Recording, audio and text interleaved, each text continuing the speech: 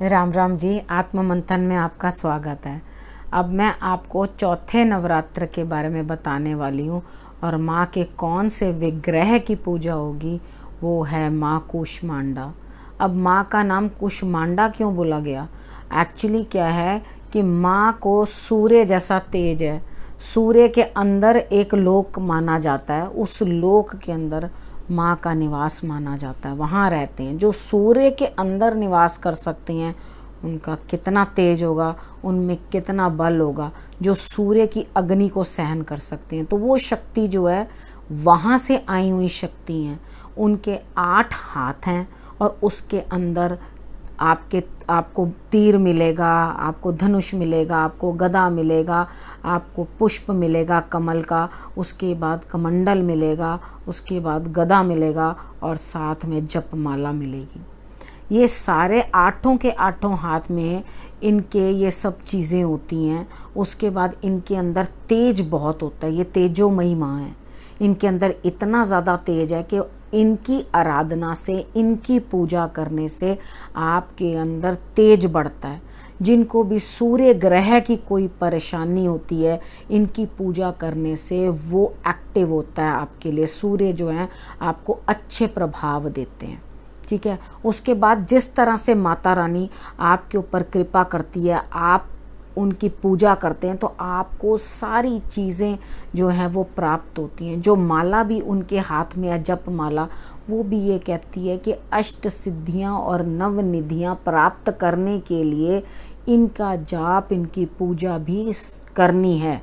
ठीक है। हालांकि ये तो किसी के बस का नहीं है इतनी चीज़ें प्राप्त करना, लेकिन उसके बावजूद भी चेष्टा जारी रहनी चाहिए। ठीक है। हमेशा कोशिश करते रहें। माँ की आप बड़े भाव से पूजा करना। कूष्मांड का मतलब वो पेठा होता है ना, कद्दू जो होता है, उसे भी कहते हैं। ठीक है। वही भेंट माता रानी को चढ़ाया जाता है। कूष्मांड जो है वो आप माँ को अर्पण करें। ठीक है। इसी से भी उनका नाम वही बताया गया है। उनकी जो स्माइल होती है, जैसे ही वो स्माइल करती हैं, यानी कि उनकी आभा जो है वो एकदम पूरी प्रकृति में जो है फैल जाती है। आप सबको भी जो है वो एनर्जी देती हैं, जान देती हैं, कार्य करने की क्षमता देती हैं। उसके बाद आपने इनको मालपुए का भोग लगाना है। ठीक है। आप उनको मालपुए का भोग भी लगा सकते हो। उसके बाद आप मिश्री का भोग भी लगा सकते हो। अगर आप कुछ नहीं कर सकते, यानी कि आप बीमार हो, कितने लोग मुझे कॉल कर कर के बोल रहे हैं हम बीमार हैं, हम कुछ नहीं कर पा रहे, इस बार माँ की सेवा नहीं कर पा रहे, तो मैं कहती हूँ कोई बात नहीं, आप भाव से कर दो।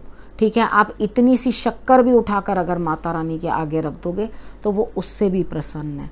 ठीक है। आप कुछ भी उनको अर्पण कर दो, जो आपके घर हैं वो आप अर्पण कर दो, वो भी माता रानी चुपचाप से खा लेंगी। उन्हें कोई स्पेशल भोगों की ज़रूरत नहीं है। वो तो आपके भाव को देखती हैं, आपके प्रेम को देखती हैं कि आपका प्रेम जो है वो किस तरह का है और उनके प्रति आपका समर्पण कैसा है। तो जो ये अष्टभुजा माँ है, जो आपके लिए ममतामयी बन के आई हैं, आपको जो है जीवन दान दे रही हैं, तो वो अनाहत चक्र में आपके बसती हैं, बॉडी के। ठीक है। जो हमारे चक्र हैं, चक्रों के बारे में हम बात करते हैं, तो वो अनाहत चक्र में बसती हैं और वहाँ बस के वो आपको खुशियाँ देती हैं। तो वो ड्रम्स की आवाज़ आती है वहाँ से। जब वहाँ तक पहुँचते हैं तो अंदर ऐसे लगता है कि अंदर साज बजते हैं। तो आपके लिए वो खुशियाँ और सब कुछ लेकर आ रही हैं। अपनी बॉडी के अंदर उस चक्र को एक्टिव करने की आप कोशिश करें। अगर वो दबा होता है या उसके अंदर पावर नहीं होती तो आप ज़िंदगी की खुशियों से महरूम रहते हो। किसी ने आज पूछा भी, मैं रोती रहती हूँ हमेशा, मैंने उनका व्हाट्सएप पे मैसेज देखा था, मैं क्यों रोती रहती हूँ। तो आप ये वीडियो देखना ज़रूर, आपको पता चलेगा कि कहाँ कमजोरी है, उसे आप एक्टिव करो मेडिटेशन से, तो आपको जो ये रोना है वो थमने लगेगा। तो आपके लिए जो खुशियाँ हैं वो आने लगेंगी। तो आप अगर इसके ऊपर करोगे तो आपके लिए रिजल्ट्स जो हैं वो बहुत बेटर आएंगे। ठीक है। अब आपने भोग भी मैंने आपको बता दिया, आपने कहाँ ध्यान करना है वो भी बता दिया है। आप रात के समय में पूजा करें तो ज़्यादा आपके लिए बेटर रिजल्ट्स आते हैं, अच्छे रिजल्ट्स आते हैं, क्योंकि एक तो शांति भी होती है, एक वो समय जो होता है वो बढ़िया होता है पूजा करने के लिए, माता के लिए। रात का समय जो होता है वो आराधना के लिए अच्छा होता है, ठीक है। बाकी कोई भी हिंडरेंसेस हैं, देखो जी सुख दुख जीवन के लगे ही रहते हैं, कोई बीमार है, कोई अच्छा है, कोई नहीं अच्छा है, तो ये सब चीज़ें तो चलती ही रहती हैं। तो जिस तरह से भी जैसा समय आए, जैसा भी आए, सिर्फ भक्ति कम नहीं होनी चाहिए, भक्ति में शक्ति पूरी होनी चाहिए। आपका भाव कम ना हो, भक्ति कम ना हो, बस यही बहुत बड़ी चीज़ है।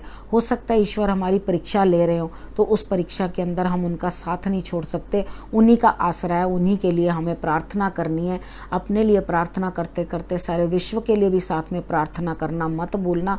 अब इस विषय को मैं यहीं समाप्त करती हूँ। अगले नवरात्र के बारे में आपके लिए फिर से जानकारी लेके आऊँगी। तब तक के लिए नमस्कार।